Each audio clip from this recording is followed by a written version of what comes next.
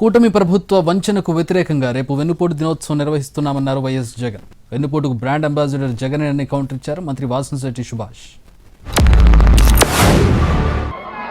ఏ పంటకు గిట్టుబాటు ధరలు రాని పరిస్థితి, రైతులకు పెట్టుబడి సహాయం లేదు, రైతులకు ఉచిత పంటల బీమా లేదు, ఈ క్రాప్ నాశనం అయిపోయింది, ఆర్బీకేలు నిర్వీర్యం అయిపోయినాయి, సమయానికే ఇవ్వాల్సిన ఇన్పుట్ సబ్సిడీలు రాని పరిస్థితి.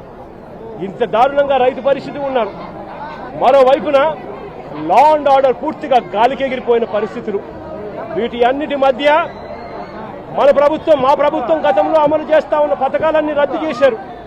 మరోవైపున వీళ్ళు చేస్తాము అని మాట ఇచ్చిన సూపర్ 6లు, సూపర్ 7లు గాలి కొదిలేశారు.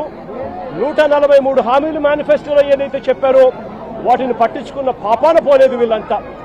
అందుకనే ఇలాంటి పాలనకు వ్యతిరేకంగా రేపు రాష్ట్ర వ్యాప్తంగా కూడా వెన్నుపోటు దినంగా ప్రకటించి రాష్ట్ర వ్యాప్తంగా ప్రతి నియోజకవర్గంలోనూ ఈ ప్రభుత్వానికి వ్యతిరేకంగా రాష్ట్ర ప్రజలందరినీ కూడా గలం విప్పమని చెప్పి పిలుపునిస్తా ఉన్నాను. మరొక్కసారి వీళ్ళందరికీ కూడా ఏదైతే అవినాష్ రెడ్డి ఉన్నాడో ఆయన సీట్ ఇవ్వడం కోసం వాళ్ళ బాబాయ్కి ఇస్తానని నమ్మబలికి మరి గొడ్డలతో ఆయన్ని అంతమొందించిన చరిత్ర, వెన్నుపోటు పొడిచిన చరిత్ర జగన్మోహన్ రెడ్డి కాదా?